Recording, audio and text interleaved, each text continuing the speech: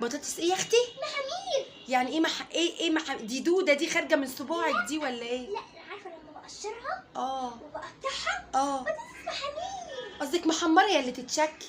لا على ايامك انتي محمر، على ايامنا احنا محامير. يا اختي الحمد لله انها كانت على ايامي محمره. ماشي يلا. انت كبرت السن خلاص. راحت عليا يعني. اه صبره واتنين معرفش ايه بقى وندفن نفسينا. جاي ماشي. تعملي بطاطس محامير.